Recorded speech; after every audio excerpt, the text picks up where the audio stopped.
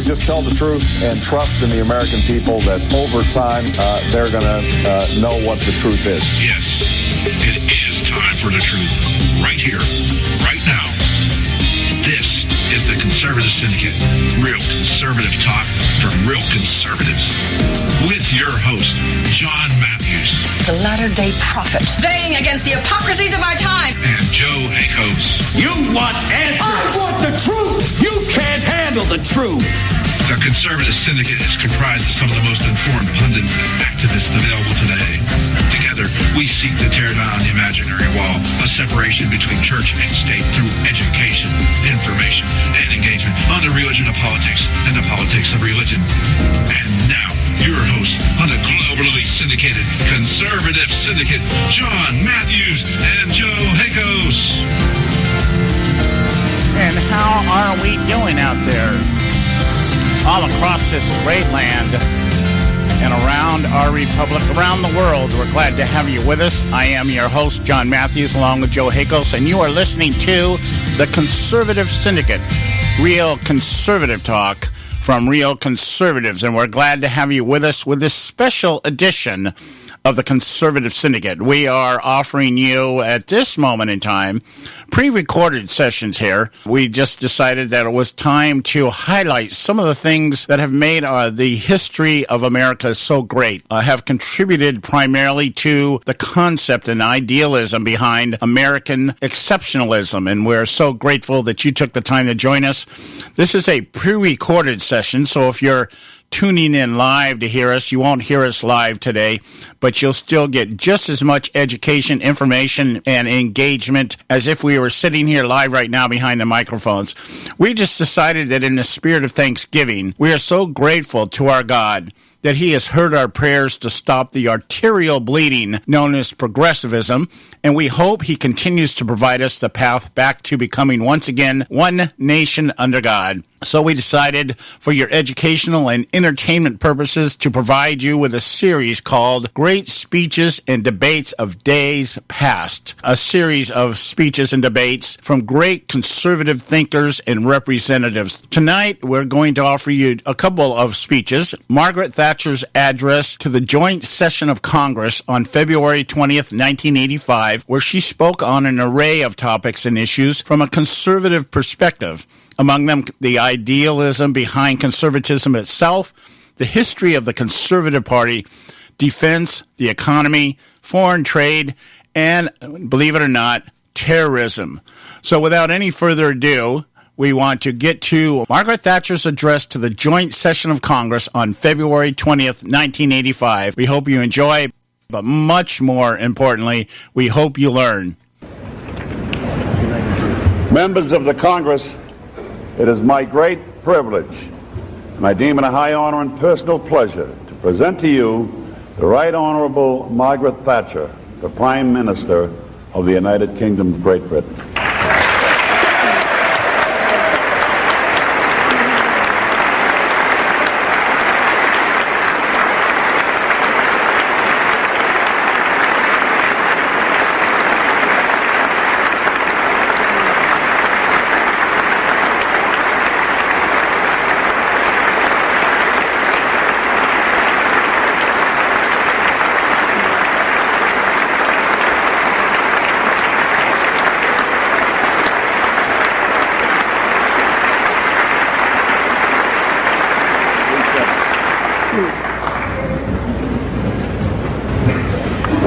Mr. Speaker, Mr. President, distinguished members of Congress, on this, one of the most moving occasions of my life, my first words must be to say thank you for granting me this rare privilege of addressing a joint meeting of the United States Congress.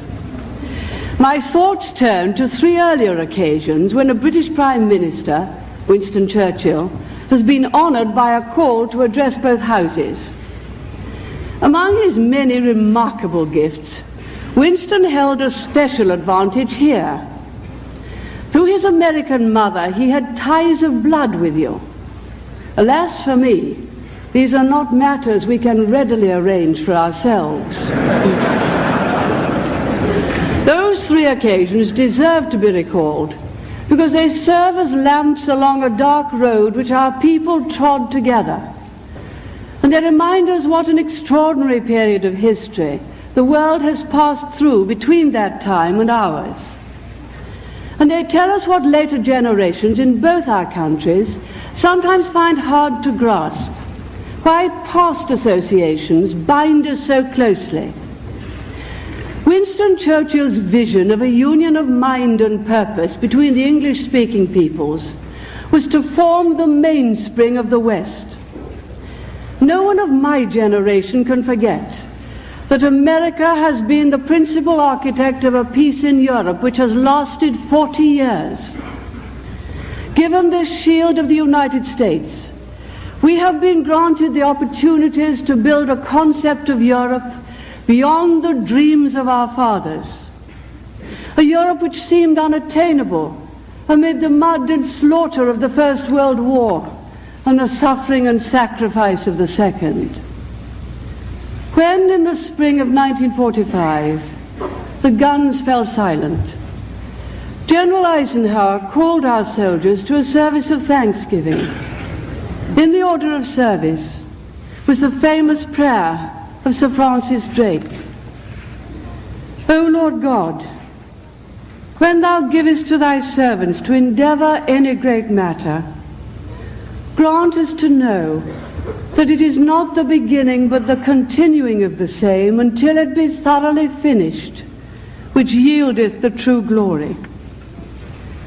On this day, close to the 40th anniversary of that service and of peace in Europe, one of the longest periods without war in all our history, I should like to recall those words and acknowledge how faithfully America has fulfilled them.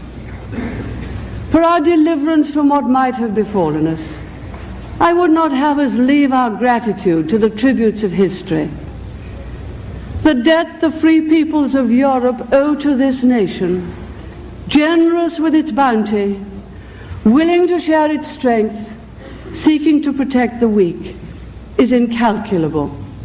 We thank and salute you.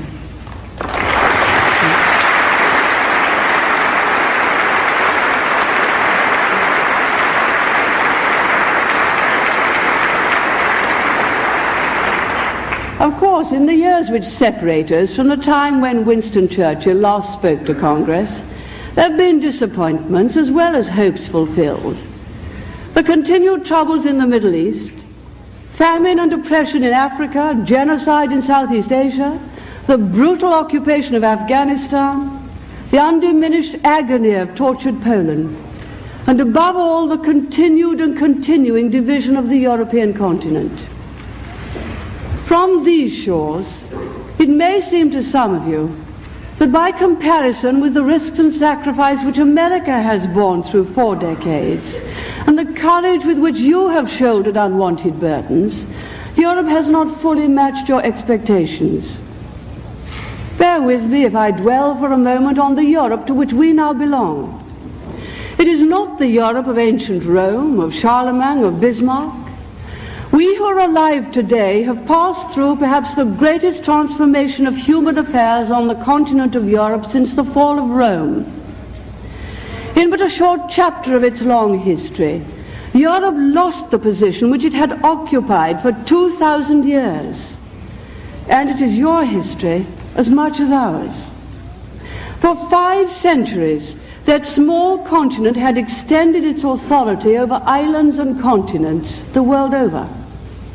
For the first 40 years of this century, there were 7 great powers: the United States, Great Britain, Germany, France, Russia, Japan, Italy. Of those 7, 2 now tower over the rest: the United States and the Soviet Union. To that swift and historic change, Europe, a Europe of many different histories and many different nations, has had to find a response. It's not been an easy passage to blend this conflux of nationalism, patriotism, sovereignty into a European community. Yet I think that our children and grandchildren may see this period, these these birth pangs of a new Europe more clearly than we do now. They will see it as a visionary chapter in the creation of a Europe able to share the load alongside you. Do not doubt the firmness of our resolve in this march towards this goal. But don't underestimate what we already do. Today, out of the forces of the alliance in Europe, 95% of the divisions, 85% of the tanks, 80% of the combat aircraft, and 70% of the fighting ships are provided, manned, and paid for by the European allies.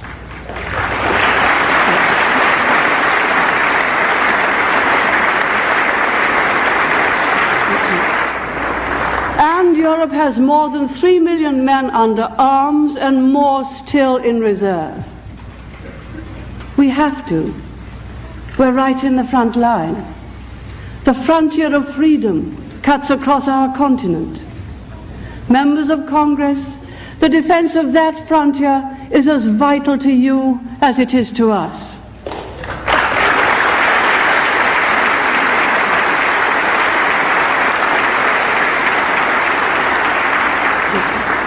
It is fashionable for some commentators to speak of the two superpowers, the United States and the Soviet Union, as though they were somehow of equal worth and equal significance.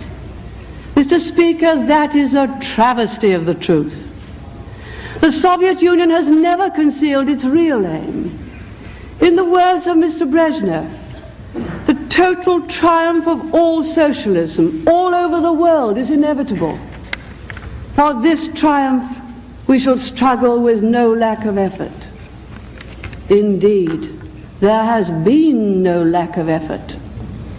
Contrast this with the record of the West. We do not aim at domination, at hegemony in any part of the world. Even against those who oppose and who would destroy our ideas, we plot no aggression. Of course we are ready to fight the battle of ideas with all the vigor at our command. But we do not try to impose our system on others. We do not believe that force should be the final arbiter in human affairs. We threaten no one. Indeed, the Alliance has given a solemn assurance to the world. None of our weapons will be used except in response to attack.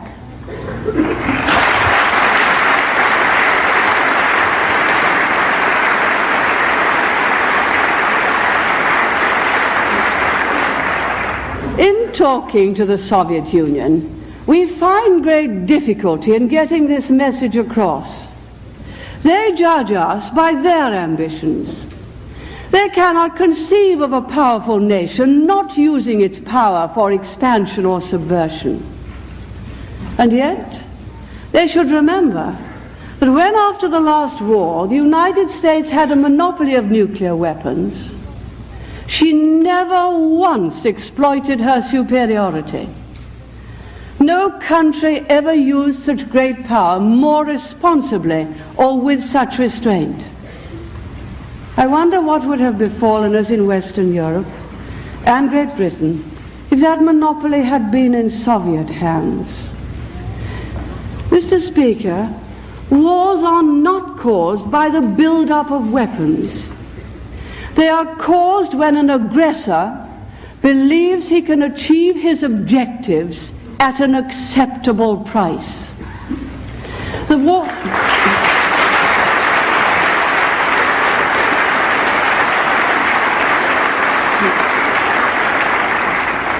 of 1939 was not caused by an arms race. It sprang from a tyrant's belief that other countries lacked the means and the will to resist him. Remember Bismarck's phrase, "Do I want war? Of course not. I want victory."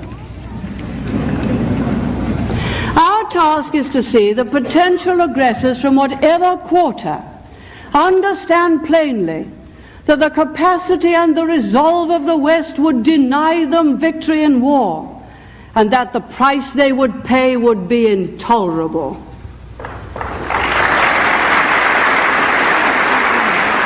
This is the Conservative Syndicate, real conservative talk from real conservatives. We hope you are enjoying tonight's segment of great speeches and debates of days past. We'll be right back after these brief messages. A healthy attitude toward politics will always be relentlessly cynical. TheConservativeSyndicate.net, doing our part to keep America healthy.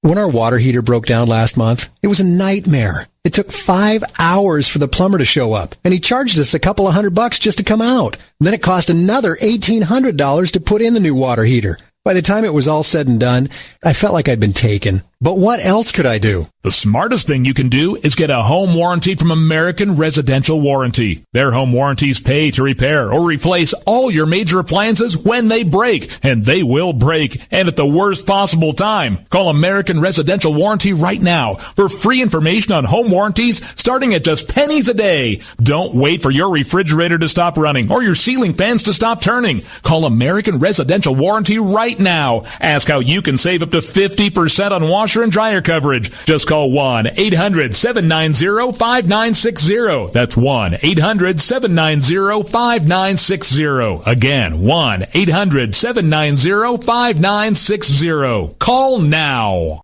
Limited time offer, 24-month commitment and credit qualification require cancellation fee, auto pay, and paperless billing and other restrictions apply. If you can't see the difference, why pay the difference? Switch to Dish for the best deal in entertainment. Only Dish brings you the best in entertainment for less than $20 a month. Cut the cable and don't get directed. Switch to Dish because at just $19.99, Dish saves you every time you turn on the TV. It's so simple. The same channels cost less with Dish. So since you can't see the difference, don't pay the difference. Switch to Dish for the best deal in entertainment. Get premium movie channels free for 3 months, starting at just $19.99. Dish saves you every time you turn on the TV. Call now to save with Dish. Dial 1-800-600-1645. That's 1-800-600-1645. The same channels for less than $20 a month. Dish. Call 1-800-600-1645 for details. Hey folks, if you're like me, you don't place a whole lot of trust in today's media for the real truth and facts regarding the volatile world of finance and politics. When I want the real scoop on money, I go to the most trusted source I know, my good friend and colleague, Bob Cardoso. Bob is a noted expert with a PhD in international finance who airs his nationally known, globally syndicated show, Robert Cardoso Live Daily, Monday through Friday, 3 to 5 p.m. Pacific Time. With Bob, you get the right information at the right time from someone who knows his business and can help you make the right decisions concerning yours. Again, Bob airs daily, Monday through Friday, 3 to 5 p.m. Pacific Time. Visit his website at robertcardosolive.com for information regarding stations and topics. That's robertcardosolive.com. Check Bob out. You'll be glad you did. Attention taxpayers. If you've received a notice from the IRS or state, do not ignore it. It's also a big mistake to try and handle your tax problem on your own. If you owe back taxes, it's a fact that the government has the power to take everything you own, including your home, business, wages, savings, and your freedom. But here's the good news. There's a special toll-free tax hotline set up especially for you. This tax hotline will tell you about new programs that are geared to help you dramatically settle, reduce, or eliminate what you owe. But you have to call now. Take down this number or put it in your cell phone. But call 866-761-0959. 1-866-761-0959. When you call, you get free information on how you can reduce or eliminate back taxes, including penalties and interest. You can also be helped if you have unfiled returns, a tax lien, wage garnishment, bank levy, or if you've been entered into a payment plan but can't make the payments. Don't make the big mistake in thinking you can ignore or handle your tax problem on your own. You can stop the collection process immediately. Call this special tax hotline today for free info at 1-866-761-0959. That's 1-866-761-0959. 1-866-761-0959. This is the Conservative Syndicate, real conservative talk from real conservatives. We hope you are enjoying tonight's segment of great speeches and debates of days past. And now let's return to Margaret Thatcher's address to the joint session of Congress on February 20th, 1985.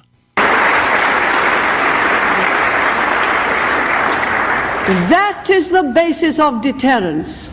And it is the same whatever the nature of the weapons. For let us never forget the horrors of conventional wars and the hideous sacrifice of those who have suffered in them. Our task is not only to prevent nuclear war, but to prevent conventional war as well.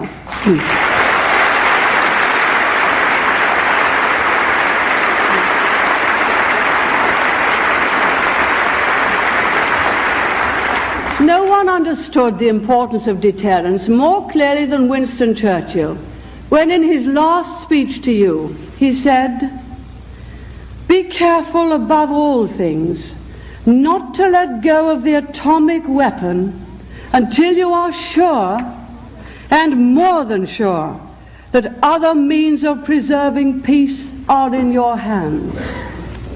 33 years on, those weapons are still keeping the peace. But since then, technology has moved on. And if we are to maintain deterrence, as we must, it is essential that our research and capacity don't fall behind the work being done by the Soviet Union.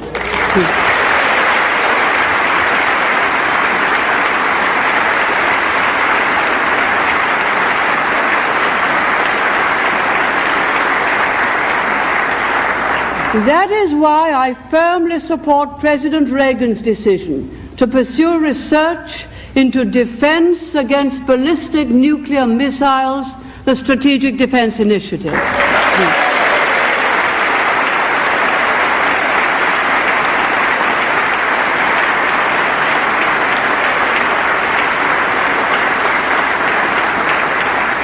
Indeed, I hope that our own scientists will share in this research. The United States and the Soviet Union are both signatories to the 1972 Anti-Ballistic Missile Treaty, a treaty without any terminal date. Nothing in that treaty precludes research. But should that research, on either side, lead to the possible deployment of new defense systems, that would be a matter for negotiation under the treaty. Mr. Speaker, but despite our differences with the Soviet Union, we have to talk with them. For we have one overriding interest in common, that never again should there be a conflict between our peoples. We hope, too, that we can achieve security with far fewer weapons than we have today, and at lower cost. And thanks to the skillful diplomacy of Secretary Shultz, negotiations on arms control open in Geneva on the 12th of March. They will be of immense importance to millions. They will be intricate, complex, and demanding. And we should not expect too much too soon. We must recognize that we shall face a Soviet political offensive designed to sow differences among us, calculated to create infirmity of purpose, to impair resolve, and even to arouse fear in the hearts of our people. Hope is such a precious commodity in the world today that some are tempted to buy it at too high a price. We shall have to resist the muddled arguments of those who have been induced to believe that Russia's intentions are benign and that ours are suspect, or who would have us simply give up our defenses in the hope that where we led, others would follow. As we learned cruelly in the 1930s, from good intentions can come tragic results. Let us be under no illusions. It is our strength and not their goodwill that has brought the Soviet Union to the negotiating table in Geneva.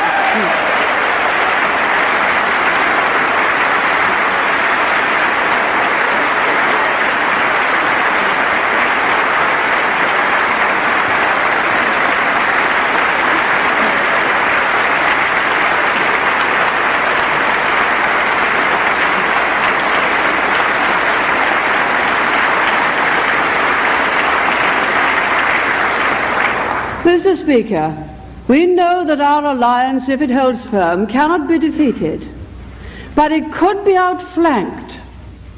It is among the unfree and the underfed that subversion takes root.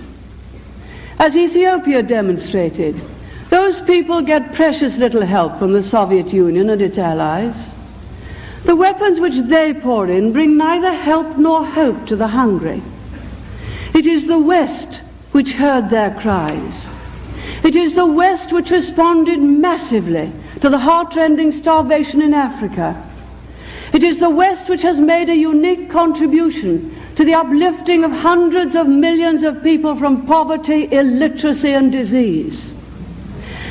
But the problems of the Third World are not only those of famine. They face also a mounting burden of debt, falling prices for primary products, protectionism by the industrialized countries.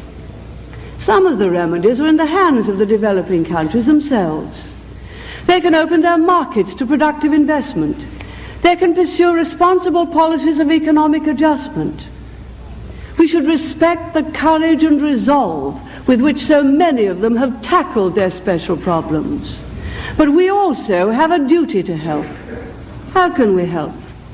First and most important, by keeping our markets open to them. Protectionism is a danger to all our trading partnerships. And for many countries, trade is even more important than aid. And so we in Britain support President Reagan's call for a new GATT round.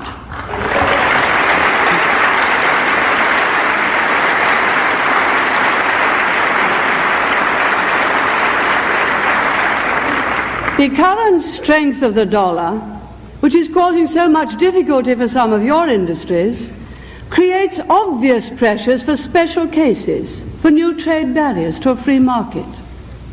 I am certain that your administration is right to resist such pressures. To give in to them would betray the millions in the developing world, to say nothing of the strains on your other trading partners. The developing countries need our markets as we need theirs. And we can't preach economic adjustment to them and refuse to practice it at home.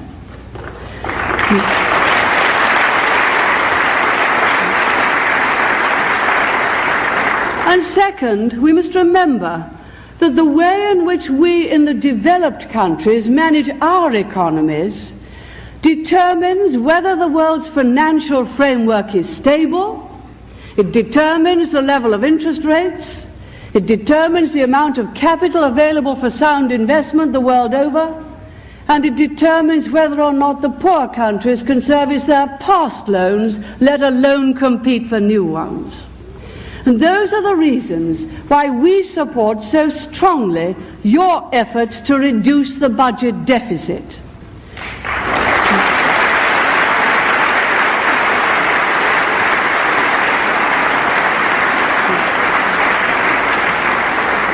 No other country in the world can be immune from its effects. Such is the influence of the American economy on us all. We in Europe have watched with admiration the burgeoning of this mighty American economy. There is a new mood in the United States. A visitor feels it at once. The resurgence of your self-confidence and your national pride is almost tangible. Now the sun is rising in the West.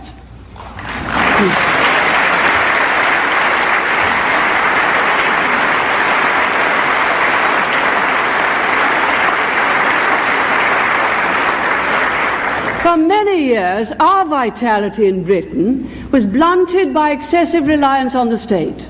Our industries were nationalized, controlled, and subsidized in a way that yours never were. We're having to recover the spirit of enterprise which you never lost. Many of the policies you are following are the policies we are following. You have brought inflation down, so have we. You've declared war on regulations and controls, so have we. Our civil service is now smaller than at any time since the war, and controls on pay, prices, dividends, foreign exchange, all are gone. You have encouraged small business, so often the source of tomorrow's jobs. So have we. But above all, we're carrying out the largest program of denationalization in our history.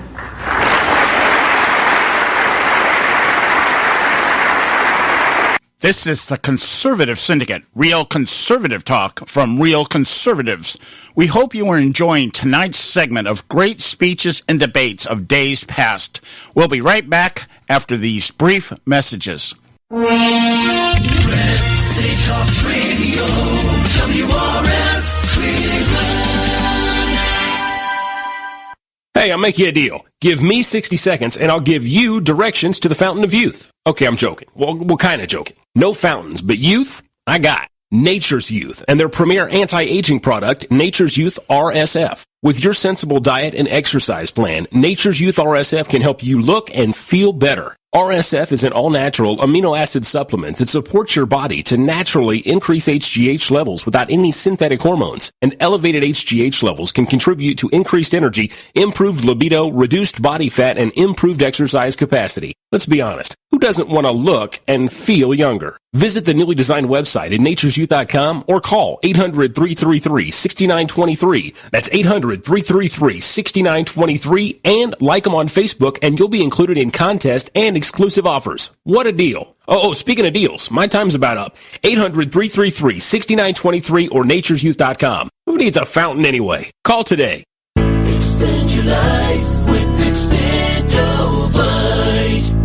When I had a heart attack at 42, I was not sure what the future held. But a year later, the doctors could find nothing wrong with me and took me off all my medication. What did I do? I took a herbal mixture of garlic, cayenne, and a few other herbs mixed in liquid form. I now call this Extendovite. I would have never believed that a few simple herbs could actually change my life like they did. Now it's your turn to see what the powers of garlic and cayenne can do for you. For only $69.95 plus shipping and handling for a 2-month supply of either capsules or liquid, you too can begin on your path to better health. For more information, call 1-877-928-8822. That's 1-877-928-8822. Or visit our website at heartdrop.com. Extend your life with Extendovite. I've owned my company for 14 years now, and I can tell you that payroll is a 4-letter word. I hate doing it. It eats up hours I don't have, and it costs me money I could be saving. But my accountant's too expensive, and I'm not sure who to call, but I know I need help. We're Paychex, and we take all the hassles out of small business payroll. We save you time and money. It's easy. Call, fax, or give us your payroll information securely online, and we take care of the rest. We calculate the correct taxes, manage payments and direct deposits. We even send out your checks. Payroll doesn't need to be a 4-letter word anymore. We're so sure that we can save you time and money that we'll give you a month's payroll free. Just for calling 877-663-3830. Get 1 month's payroll for free. Call Paychex right now. 877-663-3830.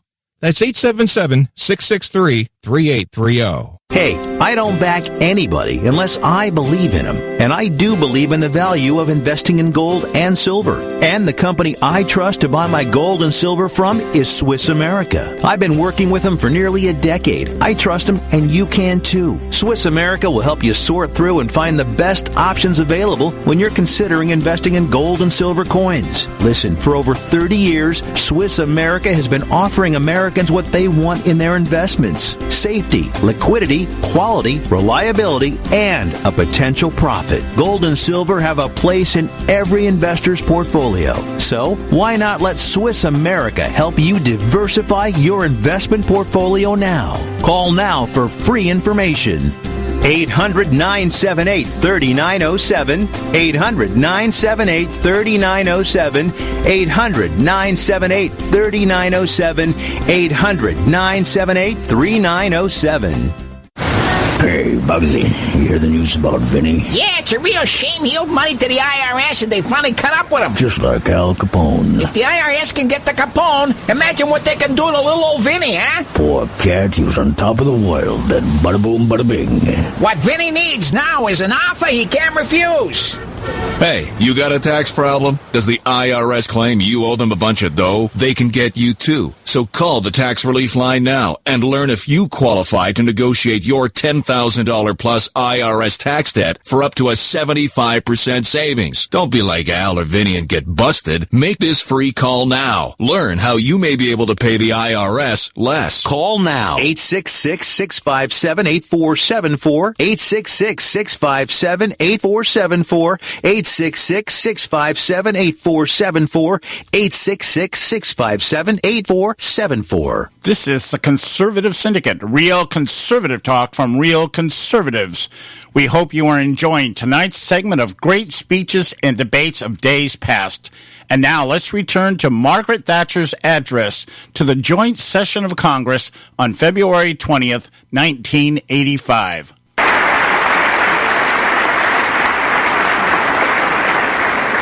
Just a few years ago in Britain, privatization was thought to be a pipe dream. Now it's a reality, and a popular one. Our latest success was the sale of British Telecommunications. It was the largest share issue ever to be brought to the market on either side of the Atlantic. Some 2 million people bought shares.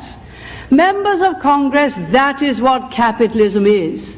A system which brings wealth to the many and not just to the few.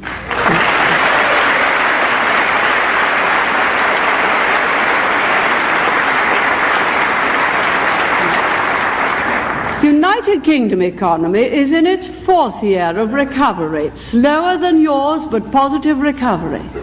We've not yet shared your success in bringing down unemployment, although we are creating many new jobs. But output, investment, and standard of living are all at record levels, and profits are well up. And the pound, it is too low. But whatever the proper international level of sterling, it's a marvelous time for Americans not only to visit Britain, but to invest with us.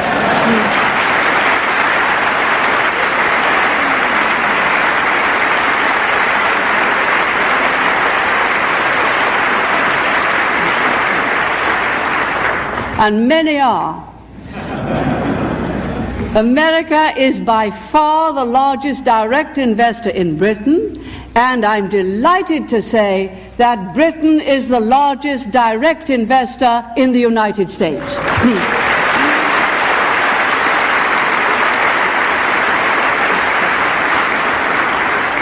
The British economy has an underlying strength, and like you, we use our strength and resolve to carry out our duties to our allies and to the wider world. We were the first country to station cruise missiles on our territory. Britain led the rest.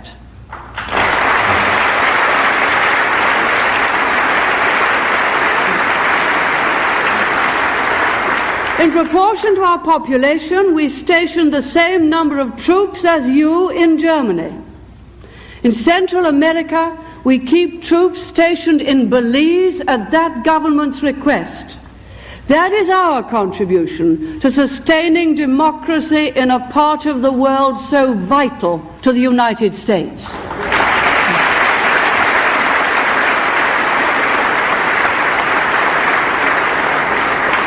We have troops in Cyprus and in the South Atlantic, and at your request, a small force in Sinai. And British servicemen are now on loan to some 30 foreign countries. We were alongside you in Beirut. We work with you in the Atlantic and in the Indian Oceans. Our Navy is on duty across the world. Mr. Speaker, Britain meets her responsibilities in the defense of freedom throughout the world, and she will go on doing so.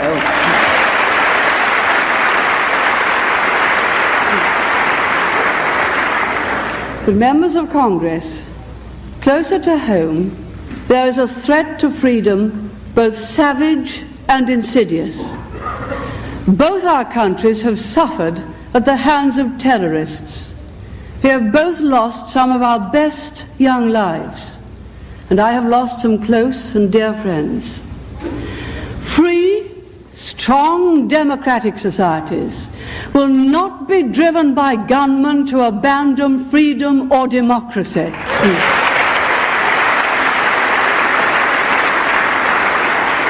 The problems of the Middle East will not be solved by the cold-blooded murder of American servicemen in Lebanon, nor by the murder of American civilians on a hijacked aircraft.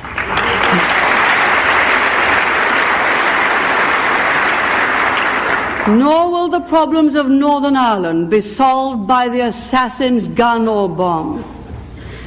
Garrett Fitzgerald and I, and our respective governments, are united in condemning terrorism.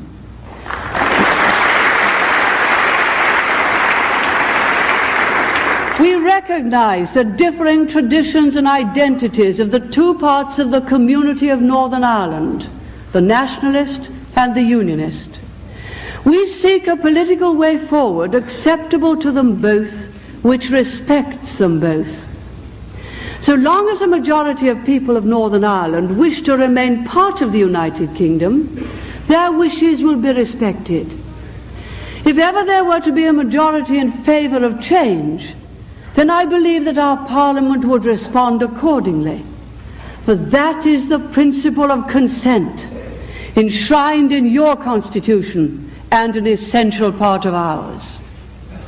There's no disagreement on this principle between the United Kingdom government and the government of the Republic of Ireland. Indeed, the four constitutional nationalist parties of Ireland, North and South, who came together to issue the New Ireland Forum report, made clear that any new arrangements could only come about by consent. And I welcome, too, their outright condemnation and total rejection of terrorism and all its works. Be under no illusions about the provisional IRA. They terrorize their own communities. They are the enemies of democracy and of freedom too. Don't just take my word for it. Ask the government of the Irish Republic, where it is an offence even to belong to that organisation, as indeed it also is in Northern Ireland.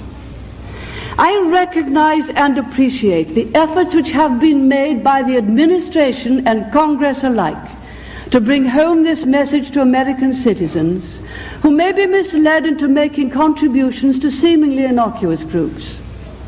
The fact is, that money is used to buy the deaths of Irishmen north and south of the border, and 70% of those killed by the IRA are Irishmen.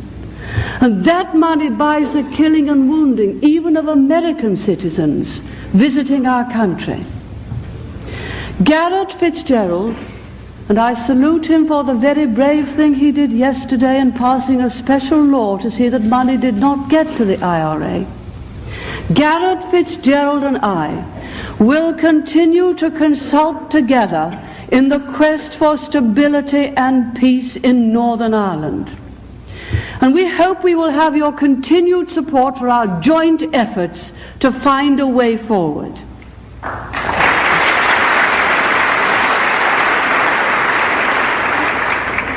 Distinguished members of Congress, our two countries have a common heritage as well as a common language.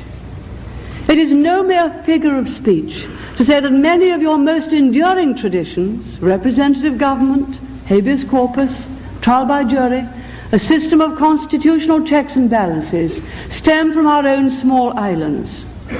But they are as much your lawful inheritance as ours. You did not borrow these traditions. You took them with you because they were already your own.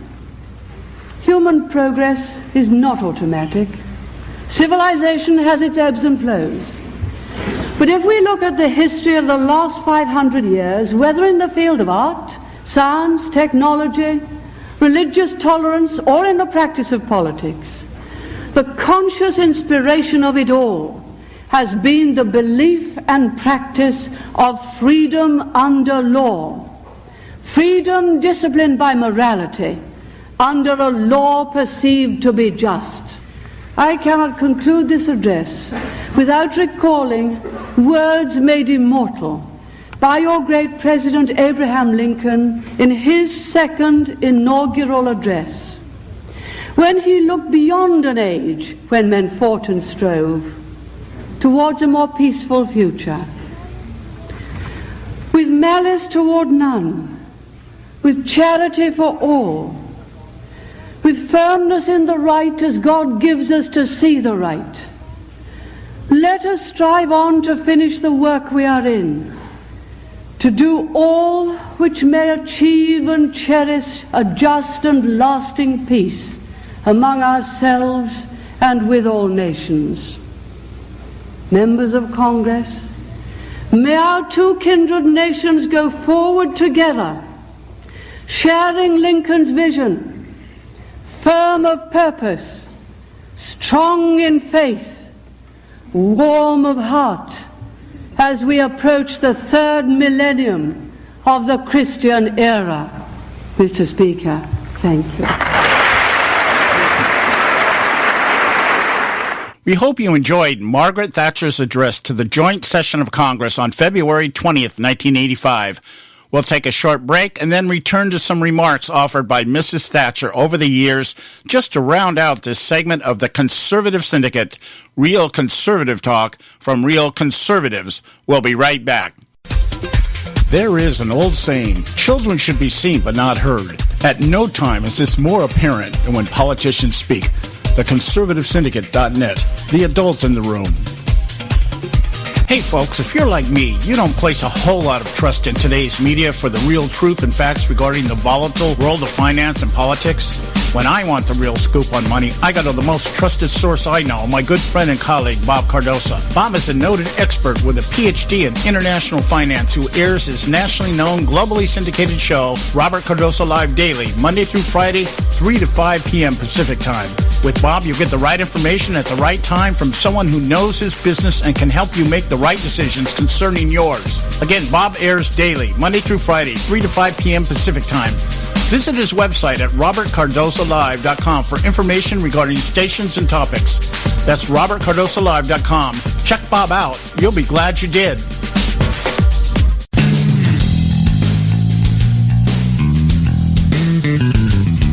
History affirms a vibrant civil society thrives on freedom of conscience, religion, and choice. Any society absent these qualities stifles individual responsibility and accountability, thus enslaving its people by denying them their potential for goodness, creativity, and altruism. To that extent, oppression, coercion, and totalitarianism are multiplied exponentially. To counter such outcomes, the American Freedom Alliance was formed. The AFA is a nonpartisan, non-aligned movement which promotes, defends, and upholds Western values and ideals. The Alliance strives to build an international coalition of citizens of the West who together promote and protect moral values, democracy, and freedom. To find out more and become part of this valuable asset in the preservation of freedom and all its rewards, contact us at AmericanFreedomAlliance.org. That's AmericanFreedomAlliance.org. Let freedom ring. The first constituency to have a woman MP, Nancy Astor, and now the first woman Prime Minister. Lady Margaret Thatcher is taking to the stage to offer her views on Europe and indeed, no doubt, lots of other issues. Let's hear her applause.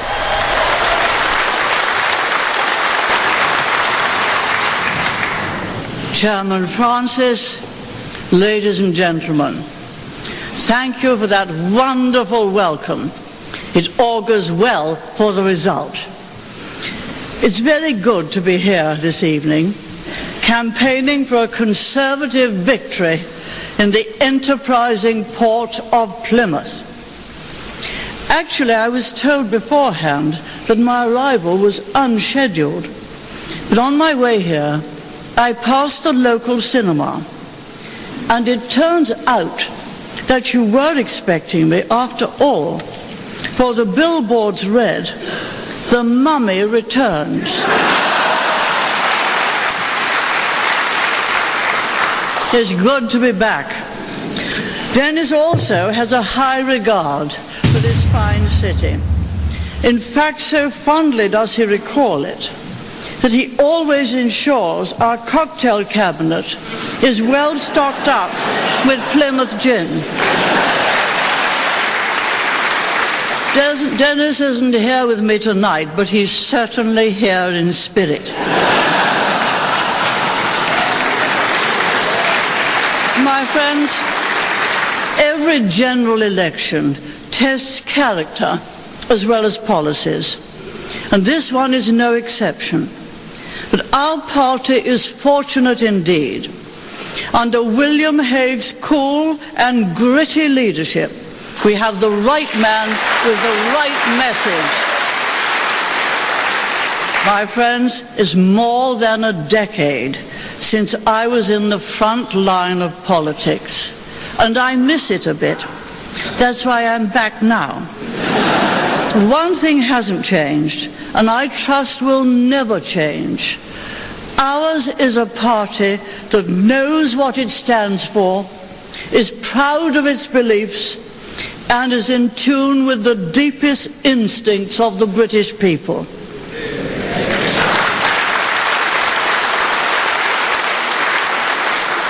We Conservatives changed Britain for the better, and we helped to change the world, bringing liberty to millions who'd never have known it.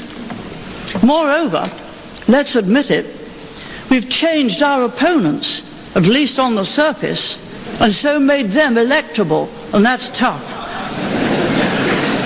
But we didn't, and we couldn't, make them believers in liberty or champions of enterprise. New Labour's main appeal, when you get down to it, is quite simply that it's not old Labour. And that's true as far as it goes. I had some respect for the old Labour Party, which stood for certain principles, wrong as they were. But today's Labour Party has no discernible principles at all. It is rootless, empty, and artificial.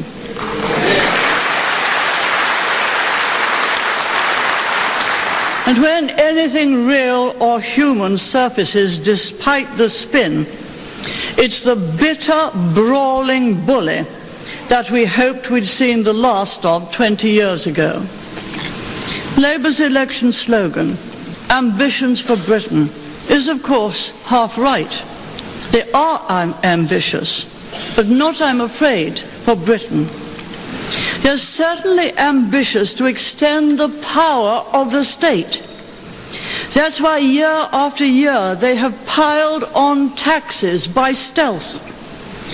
The British people are paying £1 billion a week of extra tax for the privilege of keeping Messrs. Blair and Brown in Downing Street.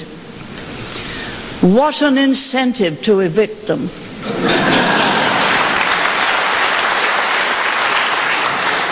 Labour are also ambitious to draw more and more people into dependency, diminishing liberty, throttling choice. That's why the Chancellor took away mortgage tax relief. I insisted on having relief for mortgages because we want every person, every householder to become an owner. They've taken away the relief. They've taken away the relief on tax for marriage. They've taken away the relief for private health insurance. That's why he took £5 billion a year from those who put money into private pension schemes.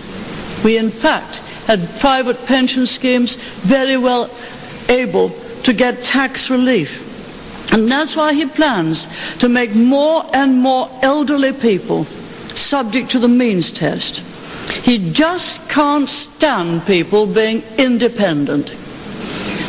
Notice he'll say he didn't take down the top rate of tax. No, he took away the tax, he increased the tax by stealth, by steadily taking away the reliefs from which most of us benefited if we wish to hire our own, if we wish to buy our own houses, or in fact to look after our own health. Above all, our new Labour masters have to strut the international stage. They love to strut the international stage.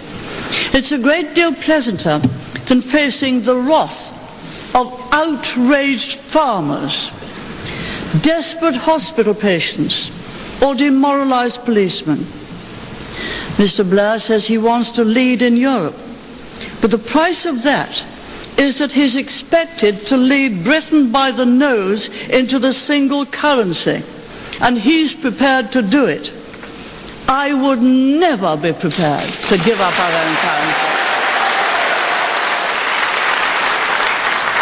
The greatest issue in this election, indeed the greatest issue before our country, is whether Britain is to remain a free, independent nation state, or whether we are to be dissolved in a federal Europe. There are no half measures, there are no third ways, and there are no second choices.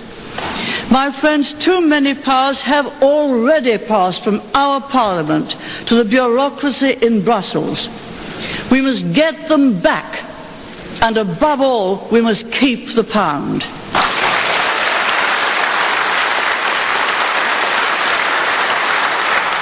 Keeping our currency is not, as Labour would have it, just a matter of economics. Though the economic case grows weaker as the euro grows sicker by the day. Now, a country which loses the power to issue its own currency is a country which has given up the power to govern itself. Such a country would no longer be free, and it would no longer be truly democratic, for its people could no longer determine their own future in national elections. My friends, to surrender the pound, to surrender our power to self-government, would betray all that past generations down the ages lived and died to defend. It would also be to turn our back on America, leader of the English-speaking peoples of the world, to whom Europe, let's remember, also owes its freedom. That is not our way, and where better to take a stand than here in Plymouth. Plymouth, England's historic opening to the world. Plymouth, from where Francis Drake, Walter Raleigh, and Captain Cook set out to take the ways of these islands to the uttermost bounds of the earth. Plymouth, from where the Pilgrim Fathers left in that cockle-shell vessel on a voyage which would create the most powerful force for freedom that the world has ever known, the United States of America. My friends, New Labour, in its shriveled heart, is embarrassed by our history, scornful of our achievement, oblivious of our legacy. They think that they can remove Britain's sovereignty, just as they put up Britain's taxes by stealth. They are wrong, but they are too arrogant and too remote to know it. So, my friends, a mighty burden rests on us. We have 16 days to shift opinion and to shake this rotten government to the core. That is our task. Let's go about it now. Thank you very much. Stay with us right here at the Conservative Syndicate. Real conservative talk from real conservatives. We've got much more for you. We'll be right back. America. It is put up or shut up time for our republic. Hello, I'm Ron Edwards. On today's page from the Edwards Notebook, we, the people of the United States of America, shall literally be choosing between life and death regarding the United States this election day. If you don't believe me, consider the fact that if the $20 trillion debt caused by wasteful federal government spending is not soon reversed, an economic collapse of monumental proportions could occur. President Obama's dangerous open borders policies have literally ushered in possibly millions of dangerous illegal immigrants and America-hating Muslim refugees. The FBI is investigating major pay-to-play scandals involving Hillary Clinton's foundation, and now her top 3 aides could soon face serious face time with the judge. Obamacare is threatening the very existence of good health care for you and I, and that's just scratching the surface. To put it bluntly, my fellow Americans, if Mrs. Clinton is elected, you can forget the Second Amendment, religious liberty, a safe, prosperous, and tranquil nation. It is time to put emotions aside and seek God's forgiveness for allowing this madness to envelop our nation, and do your part to help make America great again. I'm Ron Edwards.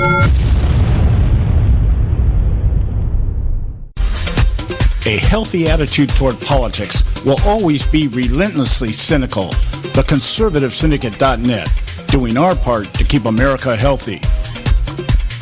When our water heater broke down last month, it was a nightmare. It took 5 hours for the plumber to show up, and he charged us a couple of $100 just to come out. Then it cost another $1,800 to put in the new water heater. By the time it was all said and done, I felt like I'd been taken. But what else could I do? The smartest thing you can do is get a home warranty from American Residential Warranty. Their home warranties pay to repair or replace all your major appliances when they break, and they will break, and at the worst possible time. Call American Residential Warranty right now for free information on home warranties starting at just pennies a day. Don't wait for your refrigerator to stop running or your ceiling fans to stop turning. Call American Residential Warranty right now. Ask how you can save up to 50% on washer and dryer coverage. Just call 1-800-790-5960. That's 1-800-790-5960. Again, 1-800-790-5960. Call now. Limited time offer, 24-month commitment and credit qualification require cancellation fee, auto pay and paperless billing and other restrictions apply. If you can't see the difference, why pay the difference? Switch to Dish for the best deal in entertainment. Only Dish brings you the best in entertainment for less than $20 a month. Cut the cable and don't get directed. Switch to Dish because at just $19.99, Dish saves you every time you turn on the TV. It's so simple. The same channels cost less with Dish. So since you can't see the difference, don't pay the difference. Switch to Dish for the best deal in entertainment. Get premium movie channels free for 3 months, starting at just $19.99. Dish saves you every time you turn on the TV. Call now to save with Dish. Dial 1-800-600-1645. That's 1-800-600-1645. The same channels for less than $20 a month. Dish. Call 1-800-600-1645 for details. Hey folks, if you're like me, you don't place a whole lot of trust in today's media for the real truth and facts regarding the volatile world of finance and politics. When I want the real scoop on money, I go to the most trusted source I know, my good friend and colleague, Bob Cardoso. Bob is a noted expert with a PhD in international finance who airs his nationally known, globally syndicated show, Robert Cardoso Live Daily, Monday through Friday, 3 to 5 p.m. Pacific Time. With Bob, you get the right information at the right time from someone who knows his business and can help you make the right decisions concerning yours. Again, Bob airs daily, Monday through Friday, 3 to 5 p.m. Pacific Time. Visit his website at robertcardosolive.com for information regarding stations and topics. That's robertcardosolive.com. Check Bob out. You'll be glad you did. Attention taxpayers. If you've received a notice from the IRS or state, do not ignore it. It's also a big mistake to try and handle your tax problem on your own. If you owe back taxes, it's a fact that the government has the power to take everything you own, including your home, business, wages, savings, and your freedom. But here's the good news. There's a special toll-free tax hotline set up especially for you. This tax hotline will tell you about new programs that are geared to help you dramatically settle, reduce, or eliminate what you owe. But you have to call now. Take down this number or put it in your cell phone. But call 866-761-0959. 1-866-761-0959. When you call, you get free information on how you can reduce or eliminate back taxes, including penalties and interest. You can also be helped if you have unfiled returns, a tax lien, wage garnishment, bank levy, or if you've been entered into a payment plan but can't make the payments. Don't make the big mistake in thinking you can ignore or handle your tax problem on your own. You can stop the collection process immediately. Call this special tax hotline today for free info at 1-866-761-0959. That's 1-866-761-0959. 1-866-761-0959. Hey,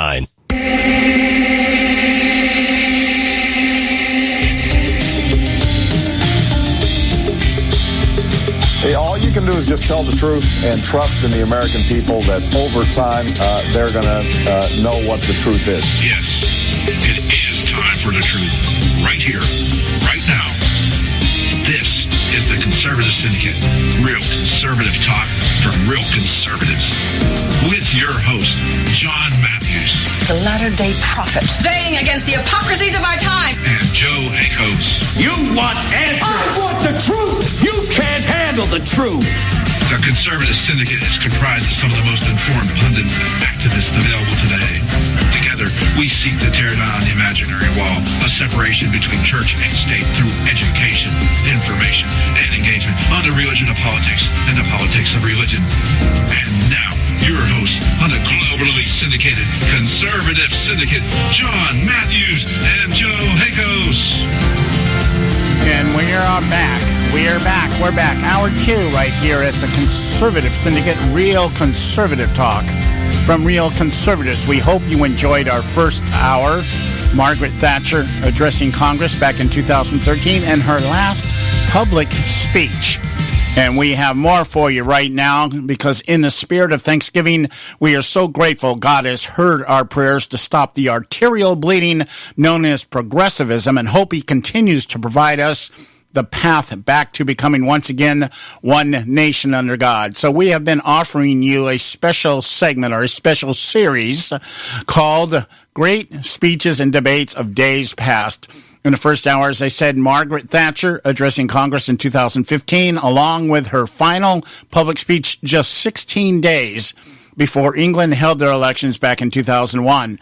In this segment, we want to feature a great friend of the Conservative Syndicate who has also served as a part-time contributor to our forum, that is comedian Evan Sayet, and his speech given at Heritage Foundation on March 5th, 2007, just before the election of Barack Obama, which has been billed as the most listened to speech given ever at the Heritage Foundation. So now, for your listening pleasure, comedian Evan Sayet.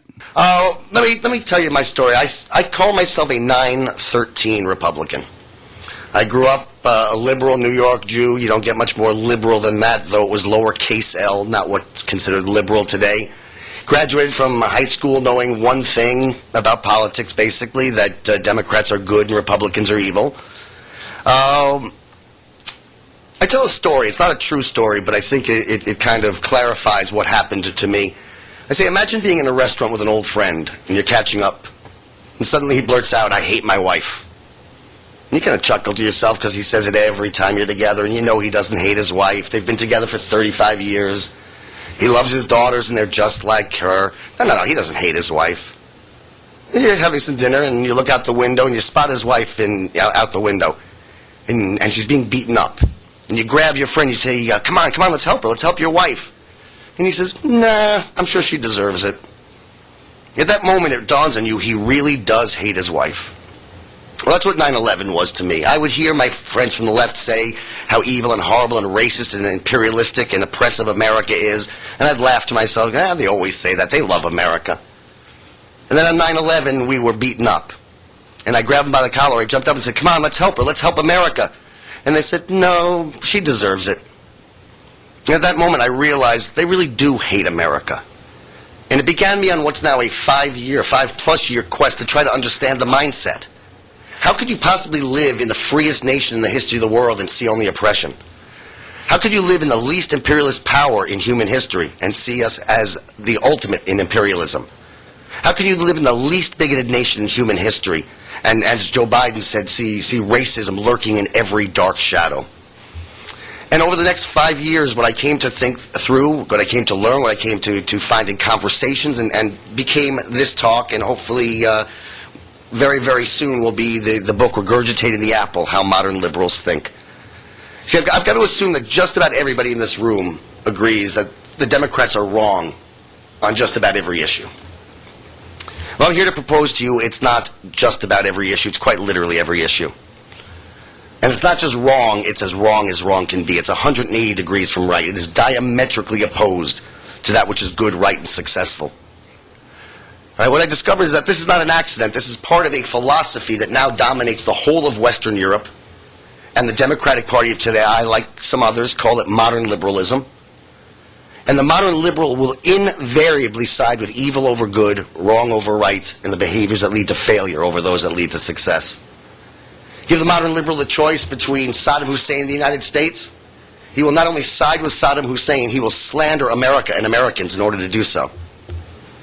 Give him the choice between the vicious mass murdering, corrupt terrorist dictator Yasser Arafat and the tiny and wonderful democracy of Israel.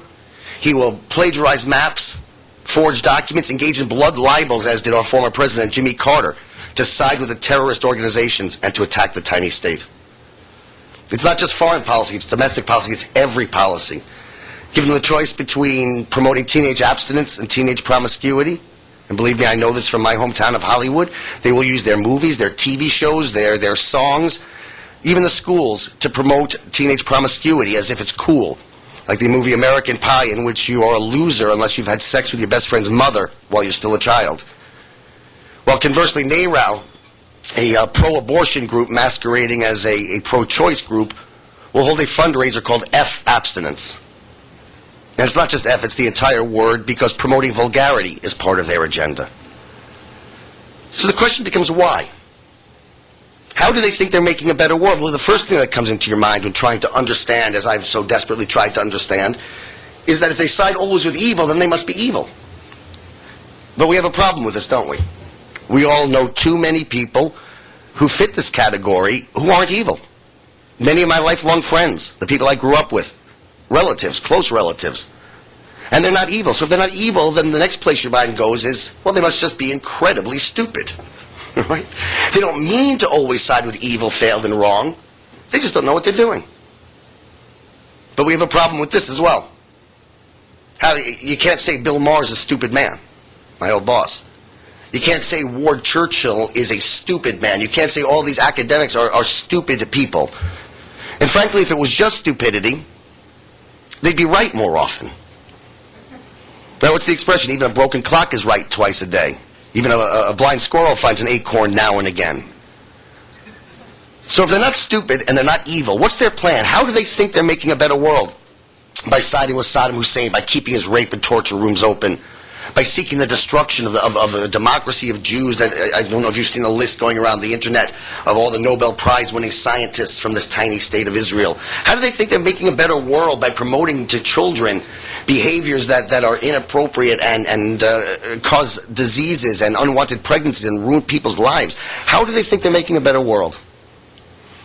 What I discovered is the modern liberal looks back on, give me a number here, 50,000 years, 100,000 years of human civilization, and knows only one thing for sure, that none of the ideas that mankind has come up with, none of the religions, none of the philosophies, none of the ideologies, none of the forms of government, none have succeeded in creating a world devoid of war, poverty, crime, and injustice.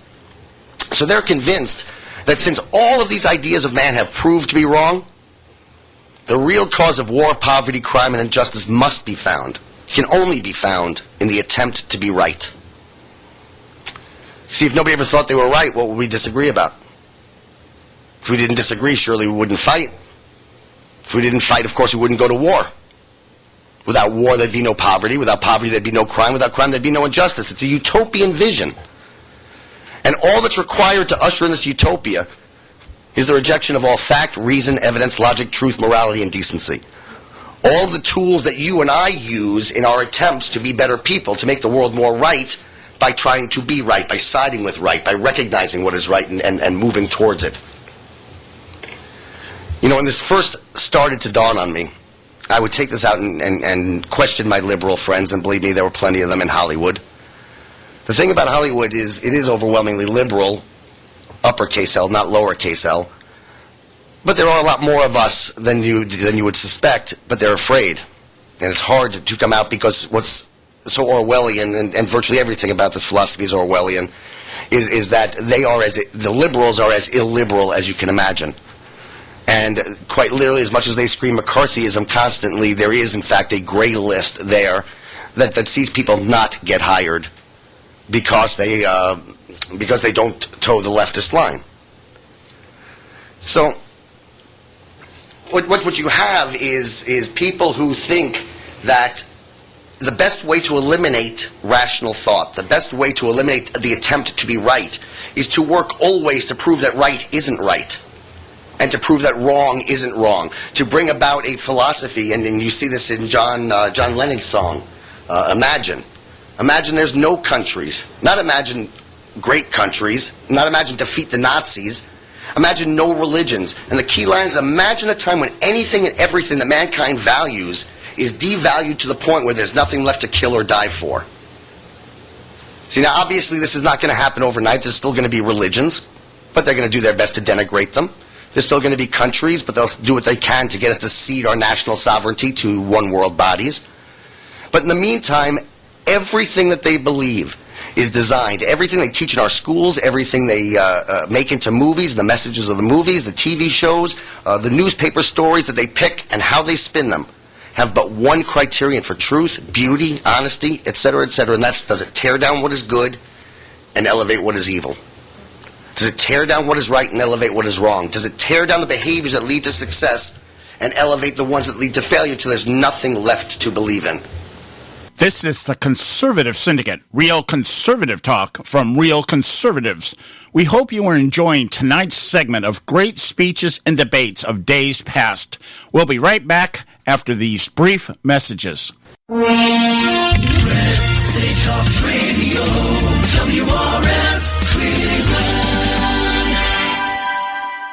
Hey, I'll make you a deal. Give me 60 seconds and I'll give you directions to the Fountain of Youth. Okay, I'm joking. Well, kind of joking. No fountains, but youth, I got. Nature's Youth and their premier anti-aging product, Nature's Youth RSF. With your sensible diet and exercise plan, Nature's Youth RSF can help you look and feel better. RSF is an all-natural amino acid supplement that supports your body to naturally increase HGH levels without any synthetic hormones. And elevated HGH levels can contribute to increased energy, improved libido, reduced body fat, and improved exercise capacity. Let's be honest. Who doesn't want to look and feel younger? Visit the newly designed website at naturesyouth.com or call 800-333-6923. That's 800-333-6923 and like them on Facebook and you'll be included in contests and exclusive offers. What a deal. Oh, speaking of deals, my time's about up. 800-333-6923 or naturesyouth.com. Who needs a fountain anyway? Call today.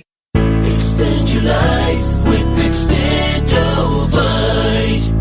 When I had a heart attack at 42, I was not sure what the future held. But a year later, the doctors could find nothing wrong with me and took me off all my medication. What did I do? I took a herbal mixture of garlic, cayenne, and a few other herbs mixed in liquid form. I now call this Extendovite.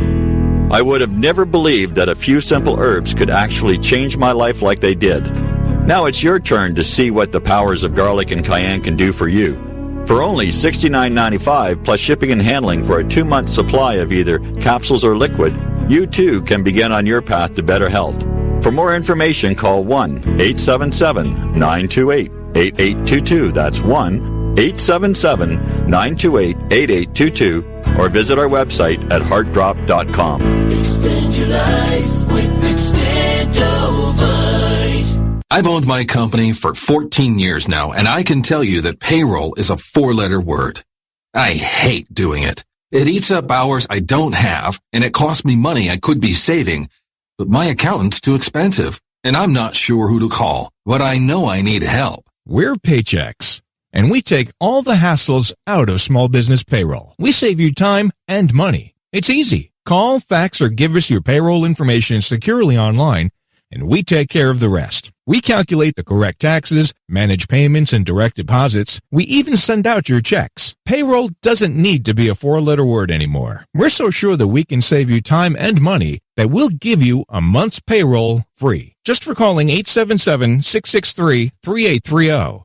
Get 1 month's payroll for free. Call Paychex right now. 877-663-3830. That's 877-663-3830. Hey, I don't back anybody unless I believe in them. And I do believe in the value of investing in gold and silver. And the company I trust to buy my gold and silver from is Swiss America. I've been working with them for nearly a decade. I trust them, and you can too. Swiss America will help you sort through and find the best options available when you're considering investing in gold and silver coins. Listen, for over 30 years, Swiss America has been offering Americans what they want in their investments: safety, liquidity, quality, reliability, and a potential profit. Gold and silver have a place in every investor's portfolio. So, why not let Swiss America help you diversify your investment portfolio now? Call now for free information. 800-978-3907. 800-978-3907. 800-978-3907. 800-978-3907. Hey, Bugsy, you hear the news about Vinny? Yeah, it's a real shame he owed money to the IRS and they finally cut up with him. Just like Al Capone. If the IRS can get the Capone, imagine what they can do to little old Vinny, huh? Poor cat, he was on top of the world, then bada boom, bada bing. What Vinny needs now is an offer he can't refuse. Hey, you got a tax problem? Does the IRS claim you owe them a bunch of dough? They can get you too. So call the tax relief line now and learn if you qualify to negotiate your $10,000 plus IRS tax debt for up to a 75% savings. Don't be like Al or Vinny and get busted. Make this free call now. Learn how you may be able to pay the IRS less. Call now. 866-657-8474. 866-657-8474. 866-657-8474. 866-657-8474. This is the Conservative Syndicate, real conservative talk from real conservatives. We hope you are enjoying tonight's segment of great speeches and debates of days past. And now let's return to Evan Sayet speaking at the Heritage Foundation, March 5th, 2007. So you guys might recognize this as the paradigm and the purpose of one of the most successful liberal motion pictures of all time, Fahrenheit 9/11. See, there's nobody, and I'm always told, don't say nobody, don't say always, don't say... There's nobody who believes Michael Moore's Fahrenheit 9/11 was an honest attempt to accurately portray the real events of that horrific day and its aftermath. Everybody knows that Michael Moore is a leftist, and that it was a propaganda film in which the facts were cherry-picked, the evidence manipulated, the narrative near lunatic, all designed for one purpose. The question that we were debating at the time is, should we go to war against the Iraqi government, against Saddam Hussein? So he used all of the tricks and manipulations and lies that he could to show that America isn't that good, America is not worth fighting for, to show that Saddam Hussein isn't that evil, not worth fighting against, for the purpose of undermining our efforts to go to war. Again, there's quite literally nothing in Hollywood, in the newspapers, in our schools, that does not have this as its sole criterion. For example, there is no journalistic standard, none, zero, zilch, by which the misdeeds of a handful of night guards at an obscure prison for terrorists, misdeeds in which nobody was killed, nobody was seriously hurt, there is no journalistic standard by which this is a front page story in the New York Times. Much less for 2 days in a row, 5 days in a row, 10 days in a row, 20 days, 44 straight days. This non-story was a front page story in the New York Times. Why? Because while it met no journalistic standard, it met the one and only modern liberal standard. It said, you think America's good? We found something that's going to make you not believe that any longer. You think that the Islamic fascists are bad? No. This is why they do it. No wonder they fly airplanes into our buildings. And that's just one of so many other examples. Newsweek magazine, there was no journalistic standard by which they printed the story of Korans being flushed down the toilet. Not only was it a bogus story, never happened, it's an impossible story. It cannot happen. Think about it. Can you flush a book down the toilet? Right? Try it. Go home and try it. And if there are any liberals here, go to your neighbor's house and borrow a book. And see. And the thing is, even a child, did you just get here, sir? Should I start over? At any rate, even a 5-year-old would know that you can't flush a book down the toilet the first day that he plays that puzzle at school. You can't fit a square peg into a round hole. So why did Newsweek run with a story that was not only bogus, that failed to meet even the most obvious logic? I mean, as I say, it's an old expression. You can't fit a square peg into a round hole, because nothing matters to them. There is no standard, because a standard would require them to say something is better than something else, which goes against this entire philosophy. It met the one and only criterion of truth to Newsweek, which was that it attacked America and justified the Islamic fascist terrorists. And you see this, the same thing's true in the art world. There is no artistic standard, there's no aesthetic criterion by which, forgive me, but a jar of urine with a cross in it is beautiful. There's no aesthetic criterion by which the curators of the museum said, yeah, take down the Monet and put up the urine. But it met the one and only standard of art that exists to the modern liberal. And just as in Hollywood, the movies last year, I don't want to speak to the movies that were nominated this year because I didn't see them all, but the movies from last year met no criterion of storytelling, met no criterion of cinematography. The 5 nominees for Best Picture all met one criterion. Brokeback Mountain said, heterosexual marriage isn't that important, go be a homosexual if you choose. Munich said there is no difference between the terrorists and the people who stopped them from murdering again. And if you look at the other pictures as well, ultimately with Crash winning, Crash said America's this evil, horrible nation where every moment of every day is filled with bigotry and racism. I'm going to repeat it probably for a third time now because it's so important, it's so hard to really accept. But there truly is no standard, no criterion for truth, beauty, justice, or anything else amongst the modern liberal, the dominant force in today's Democratic Party. Not all Democrats. Okay, there are words for Democrats who have standards. It's called Republicans. And it's true. I mean, there are a good many of us who have come to become Republicans and then conservatives. And even not, there are some who are still Democrats. Tammy Bruce is a lesbian feminist, former president of NOW's largest chapter, who recognizes, well, you know what, at a minimum standard, let's stop the people who want to hack off our heads. That's a starting point. There are people who get it. The thing is this, clearly not everyone. Are you guys with me, by the way? Talk to me. I'm here. It's live. It's just so austere. It's the Heritage Foundation. Now, clearly not everybody who voted for John Kerry, not everyone, like I say my cousin, but I'll be honest with you, it's my sister, who will mindlessly accept, without question, without doubt, that of course we went into Iraq to steal their oil, because that's what America does. No need to even consider any other possibility. That's how sure she is that America is imperialist and we steal resources and whatnot. Not everyone who voted for John Kerry and who fits that description is aware of the elite blueprint for utopia. That's what I call it. But what the elite have succeeded in doing, and by the way, I don't think they would support it if they were. I don't think my cousin would trade off supporting evil, failure, and wrong for some promise of a future utopia. But what the elite have succeeded in doing through the institutions we've allowed them to control, and if we're going to save America, we must take back the schools, the universities, the media, the entertainment industry.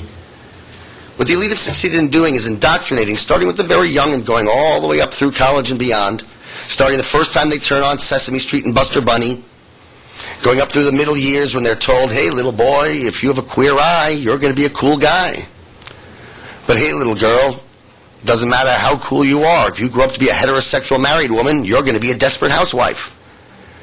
And going all the way up, and all the other shows that are on the air, I can't say all, but so many of the other shows that are on the air that show family and marriage and all the things that are traditional that we recognize as good, there's the war at home.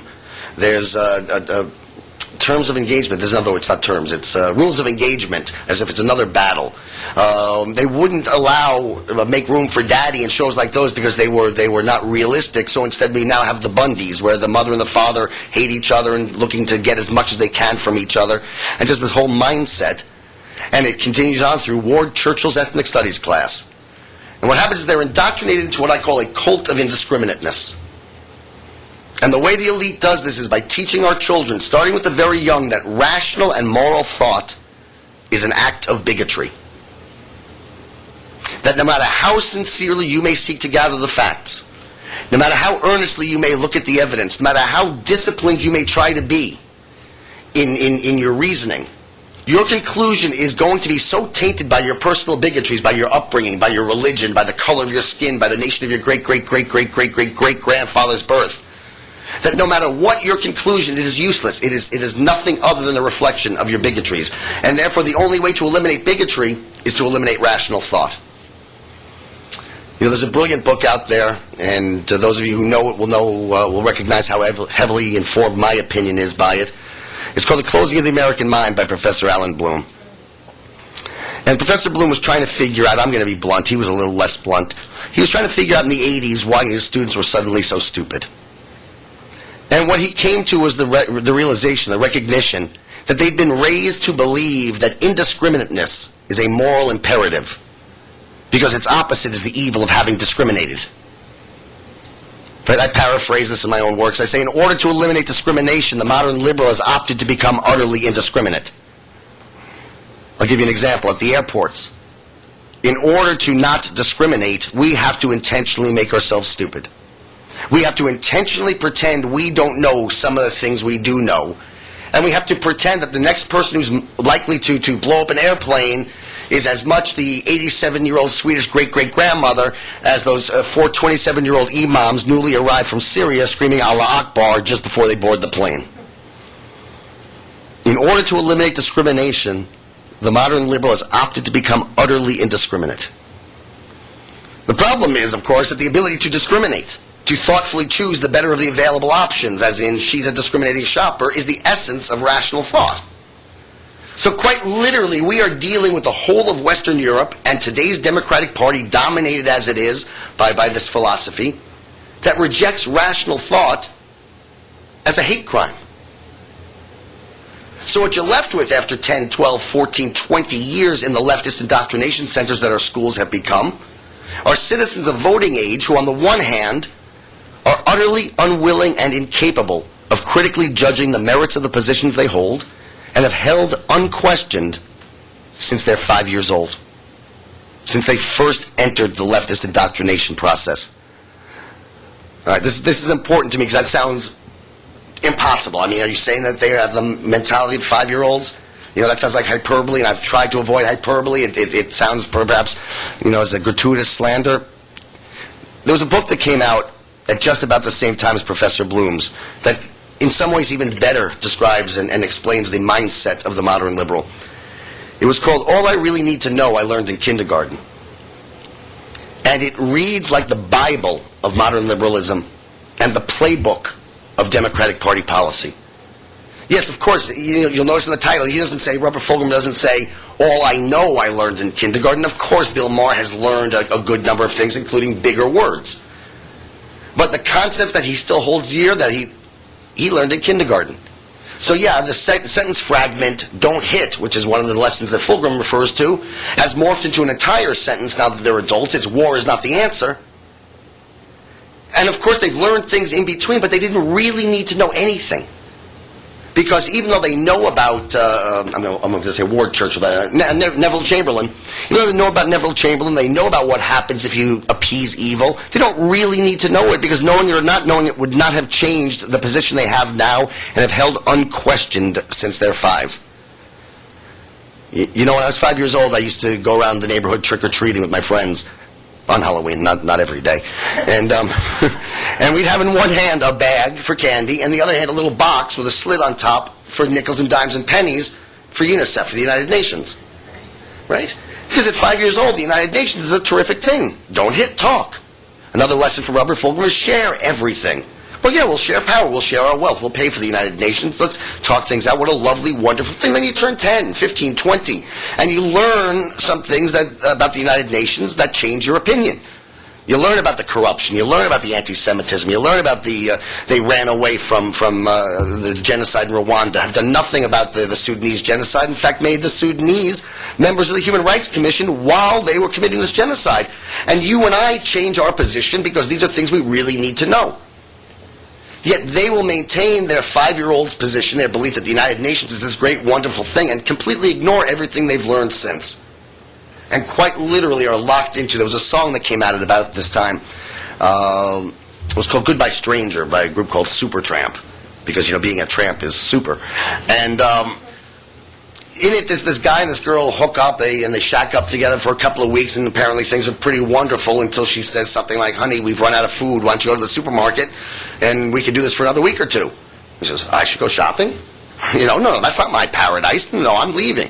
And as he's walking out the door, he says to her, now I believe that what you say is the undisputed truth, but I have to see things my own way just to keep me in my youth. And that is so much the mindset of the modern liberal. It's not that they're not aware of all the things that we're aware of. It's that they need to reject them in order to remain in this 5-year-old utopia that they've been told is the only hope for mankind. A mindless indiscriminateness. So what you're left with is not only adults, citizens of voting age who cannot judge their own positions, but who are virulently antagonistic to any position other than their own. Why? Because when you've been brought up to believe that indiscriminateness is a moral imperative, any position other than their own must have employed discrimination. This is why Bush is Hitler. This is why Reagan is Hitler. This is why Giuliani is Hitler. How's Rudolph Giuliani like Hitler to a thinking person? Well, in one way. Hitler discriminated against the Jews. Rudolph Giuliani discriminated against the crack-addicted prostitutes in Times Square.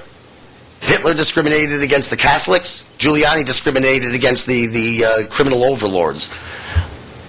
Right? Hitler discriminated against the gypsies. Giuliani discriminated against the terrorists on 9/11 and beyond. See, any form of discrimination is discrimination. They know that theirs is the position arrived at through the moral imperative of indiscriminateness.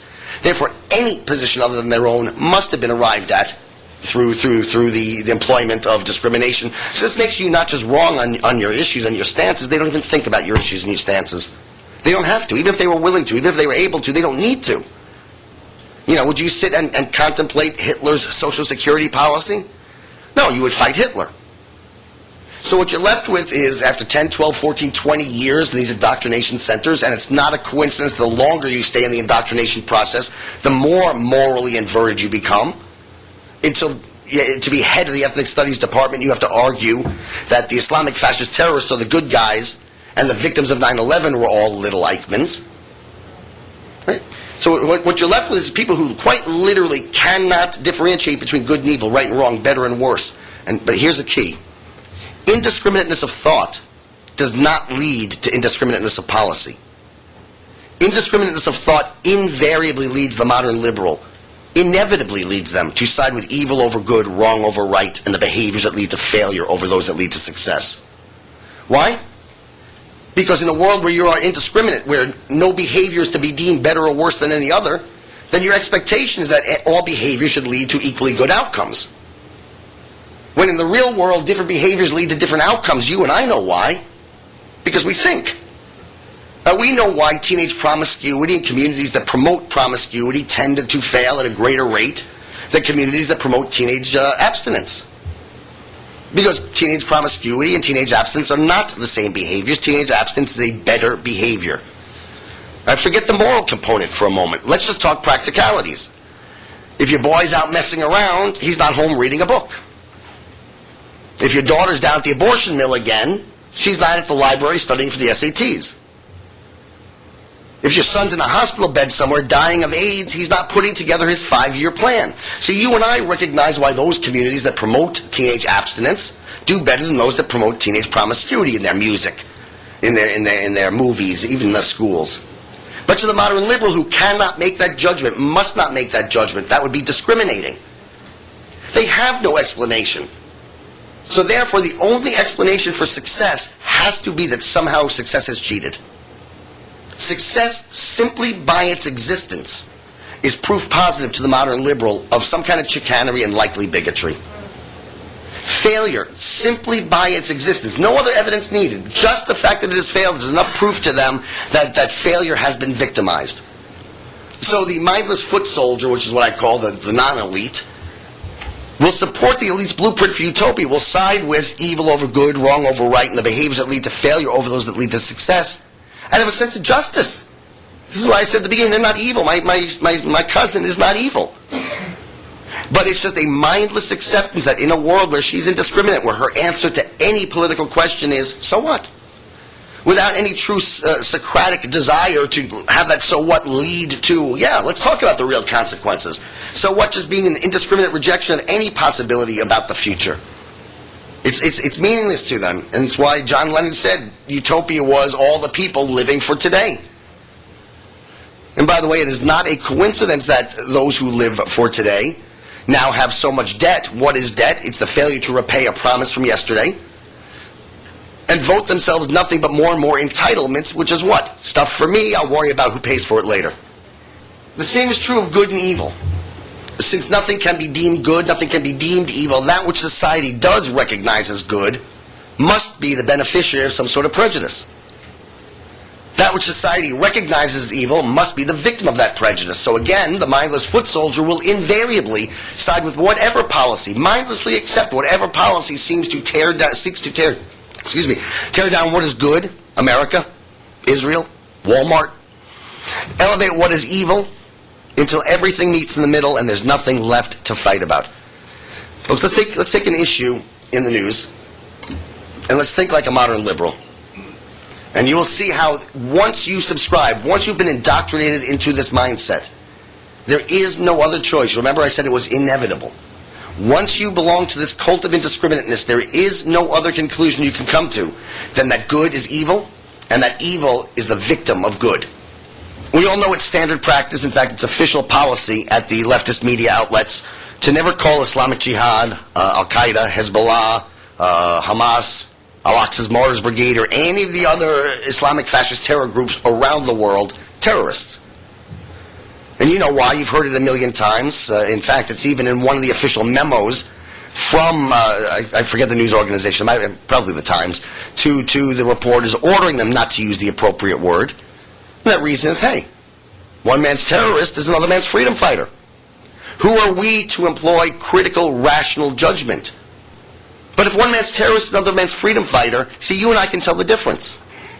We, at least as a very minimum standard, can't we at least agree that in order to be called a freedom fighter, you have to be fighting for freedom? Yeah. Right? We know what Osama bin Laden is fighting for. He's told us. It's not freedom. It's an oppressive theocracy in which women are covered from head to toe. And unless we all change to his religion, we are considered the offspring of pigs and monkeys. You know, you'd think at least we'd have PETA on our side. I figured it was time for a joke. Just in case some of you have been fooled going, he's not that funny. He expected something very different.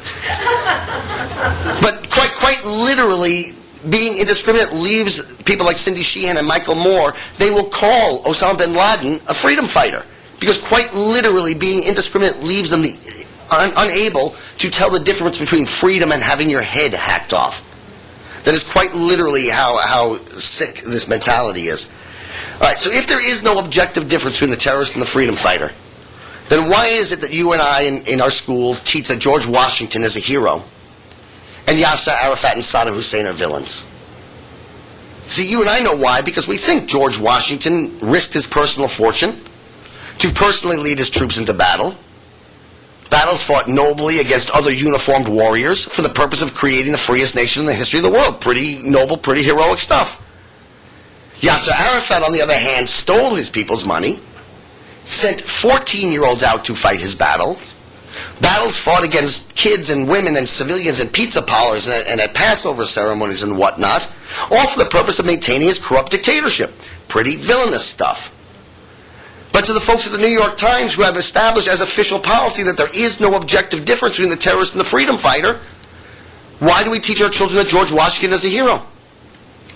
The only possible explanation is because he's a white Christian of European descent. If there is no difference between the behaviors of the terrorist, then why do we teach that Yasser Arafat and Saddam Hussein are villains? There can be no other reason than that darker-skinned Muslims of Middle Eastern birth. So when push comes to shove, and after 18 United Nations resolutions and 10 years of having our airplanes shot at in direct violation of our very clear agreements, after Saddam Hussein had invaded Iran and invaded Kuwait, bombed Saudi Arabia and bombed Israel, committed atrocities against the Kurds in the north and committing genocide against the Marsh Arabs in the south, we finally and reluctantly go to war to liberate those poor people. You and I know why. Because we think. Because we make critical, rational, moral judgments. But to the modern liberal, to the mindless, to those who cannot discriminate between these behaviors, the only possible explanation for us going to war is some nefarious cause because we're evil and Saddam Hussein therefore is a victim. And they will rush there, as we've seen, and act as human shields to protect his rape rooms and his torture chambers, because they won't judge rape rooms and torture chambers. That requires judgment. And if you listened to the chants of the mindless minions as they march down the street in their anti-America rallies, which the forged document users in the leftist press euphemistically called anti-war rallies, you could hear their chant, 1, 2, 3, 4, we don't want your racist war. What race exactly comprises Iraq? What are they talking about? They don't know. There's not a clue. It's not a factual statement. It's not an accurate statement. Wait a second. Didn't we just recently go to war to protect Muslims in Kuwait? Didn't we bomb the Christians of Europe to protect the Muslims of Europe? I mean, what is this based on? It's based on the reality that once you subscribe to indiscriminateness, anything other than indiscriminateness is the evil of having discriminated. All right, well, I'm open for questions.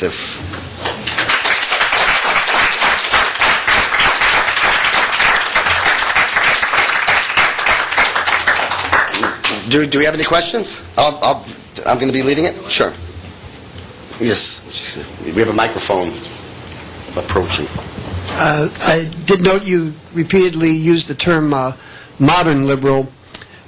When you go back in time, how do you view other definitions of liberal, religiously, when liberals were called bleeding hearts relating to Jesus Christ, and in classical intellectual thought, I know a lot of libertarians today like to call themselves liberal in the classical sense. How do you view modern liberalism with past liberalism?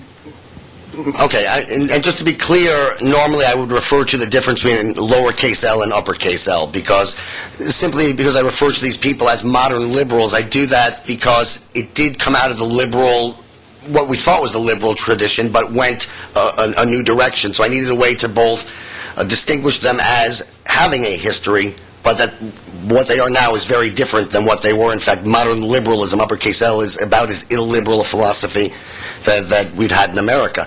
And though it's not quite yet gotten as violent as some others have, I fear that it's on its way.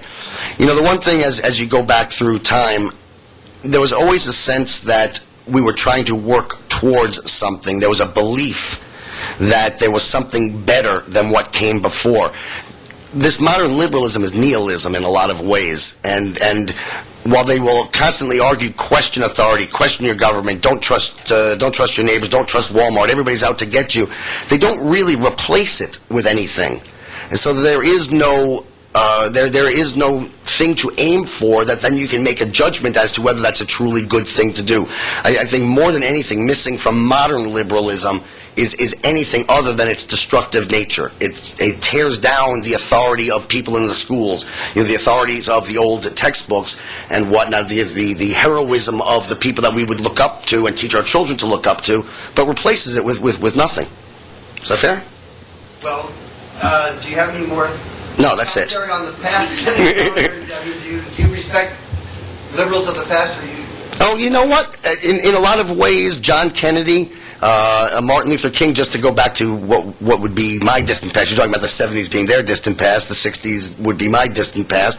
There was always a liberal tradition in America, starting with the Founding Fathers and prior, that was accepting of, look, it's very, very, very rare that the majority would cede so many rights and recognize the rights came to everybody and that they didn't come from the powers here but came from a greater power than ourselves. I mean, the powers that the minorities have in America and have always had in America, and I include myself as a Jew amongst the minorities, is unprecedented in human history, and that was true liberalism.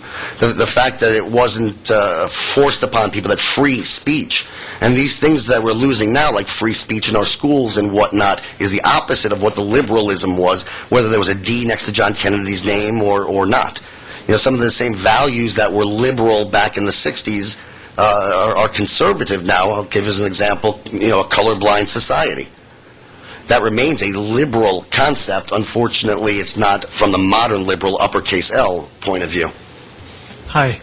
Owen Graham, intern here, Foreign Policy at Heritage. Hey, Owen, how are you? Thank you very much for this talk. I was happily surprised and so glad that you mentioned... What did you expect, like a rubber chicken? And No, I loved everything, but right when you got to Alan Bloom's book, I couldn't believe it, because I think this is one of the most pivotal books, The Closing of the American Mind. Yeah. The other book that brought so many people into conservatism was, of course, The Road to Serfdom. Mm-hmm. But this book is also mentioned by Bork and a whole bunch of other people, a lot of very famous conservatives. Yeah. But I think this is the main, what you're touching on, your expansion on Bloom's book and everything I needed to know. I put Bloom in his place, didn't I? Yeah. I think you've come to the nexus of what we as conservatives confront, because it really is a revolution. As Bloom puts it, it's changing everything from a rights society to the privileging of differences and the lack of being capable of making decisions based on principles. Right. The only principle is that you can't discriminate. Right. You can't discriminate against anything. And so it really is the failure of thought. Right. And again, if I may, it's indiscriminateness of thought doesn't just lead to sometimes being right. It actually is a philosophy that has an inevitable conclusion, which is, Bloom talks about seeking the good. And that's what we try to do. It doesn't mean we're always right, doesn't mean we always get there, doesn't mean we don't stumble along the way. But without a recognition of good, then how do you progress towards good? Which puts the lie to the concept that modern liberalism is progressive in any fashion. If they have nothing to progress towards, if there is no good, then they are forcing every single generation to not only reinvent the wheel, but to fight every battle we've ever fought to get to this great nation, this great time that we're in. Well, I thank you, and I hope you're counseling some of some of the conservative candidates to bring this up, because I think it has permeated everything. It is. It is quite literally everything. It's why I didn't hesitate at the beginning to say, my people tell me don't say always. It is quite literally everything. It is the only standard in Hollywood. It's the only standard for journalism. It's the only standard for art. It's the only standard for justice. Everything quite literally is defined. One of the big canards of modern liberalism is this notion of diversity, as if diversity is a virtue. Diversity is not a virtue. Diversity is meaningless. Diversity just means different. Without the critical and moral judgment to say, yes, it's different and good, you are not only not supporting good, but quite literally in a good society, you are invariably supporting evil, failed, and wrong. Because our melting pot melted out some of the failed behaviors, some of the worse, lesser behaviors, some of the, most of, that's how we became such a terrific nation, was taking the best and burning aside or leaving aside the rest. Well, that makes it rare. That makes the bad behaviors rare in our society. So to be diverse, you have to promote that which is rare. Common sense and conventional wisdom are both rejected for no other reason that they're common and conventional. So quite literally, you find again the modern liberal championing always that which is the worst. Thank you. I'd like to play the devil's advocate. Okay. Just for the sake of Platonic dialogue or whatever it's called. Alan Nichols, Washington Diplomat Magazine. If Hillary Clinton were here, sitting here, listening to you, trying to be open to you, she would say, you have a perspective, but I also am working toward the good. You say liberals don't work toward the good. But Hillary would say, I want universal health care because I believe that it is best for the American citizens. Oh, no, absolutely, there's no doubt, and I really did try to stress at the beginning that I don't consider them necessarily evil. I absolutely believe that my sister and others believe that they are working towards the good. The problem is that once you've eliminated critical, rational judgment, once you've eliminated the ability to tell the difference between what works and what doesn't work, once you're coming from a mindset of a 5-year-old, look, when I was 5 years old, 4, I don't want to be called a lying liar by Al Franken, I was 4, not 5. The New York World's Fair closed up in my neighborhood down the street from me, and I insisted that my father buy the monorail that went around the park, because I wanted to put it up alongside the Long Island Expressway and ease congestion and end pollution, because, I was a liberal kid.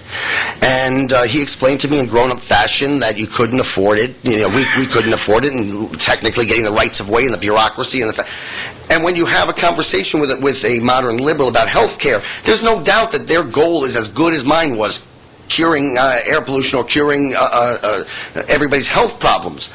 But if you don't have the grown-up sense to be able to discuss how, what's the reality, what's the truth, you can't have a conversation where they make the world a better place. It's all fantasy at that point. And again, you're dealing with a 5-year-old, so of course she wants to make the world a better place. Very, very few of us don't. It's a matter of having given up the ability to discriminate. A, they can't bring it about because it's a childish conversation, and B, when you have to make the decisions about who gets certain things, for example, instead of healthcare, let's talk welfare, or healthcare, let's talk illegal aliens.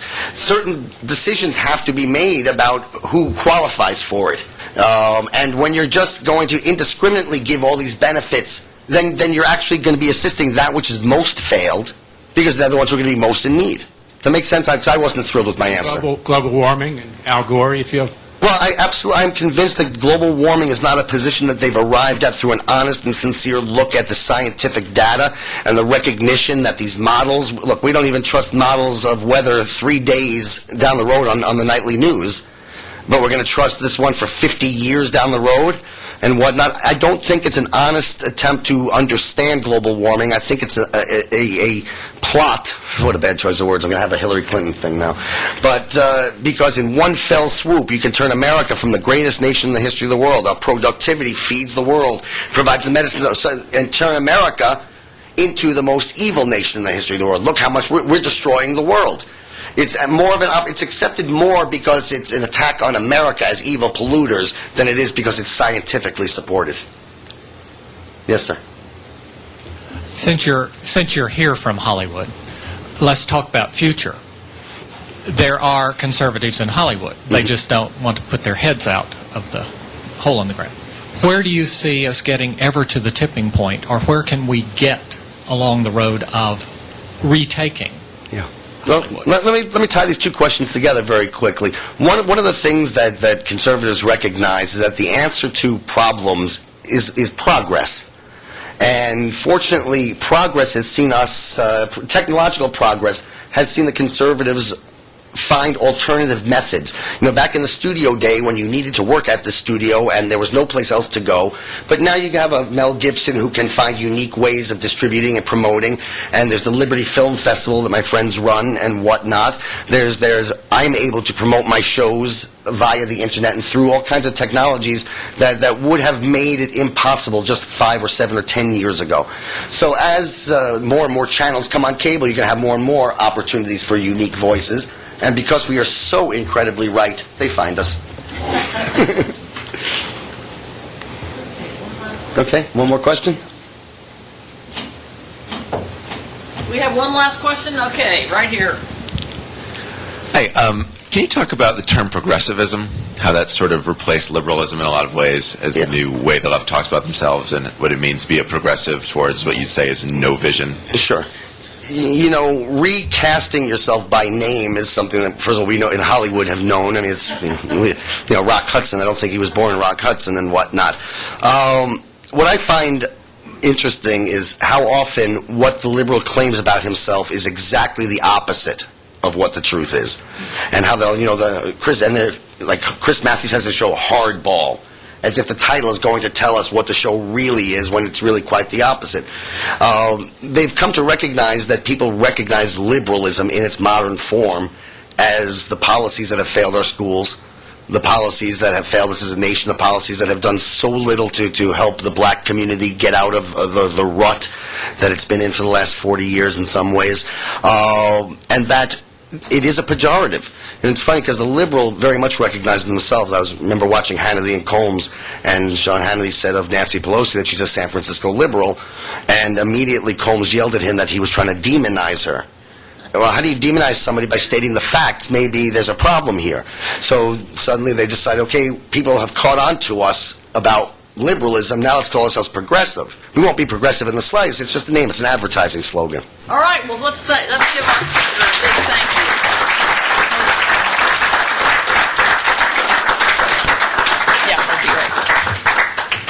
Well, that was a rousing beginning to our series on changing culture and bringing people, unique people who've been involved in this cultural battle from outside the Washington, D.C. area. So let me just say before we close today, thank you again for coming. Our next program in this series is going to be on March the 13th. Is that the correct date? March the 13th at 7 o'clock. We're going to have a one-woman show presented by an actress who lived and worked in Hollywood, who's come to Washington, D.C. So we invite you all to come to that. We're going to have a reception at 6:30, and then the show will be at 7 o'clock in the evening here at the Heritage Foundation. Wait. She got a reception and I didn't? We'll take you to lunch. All right, thank you all very much. Have a great day.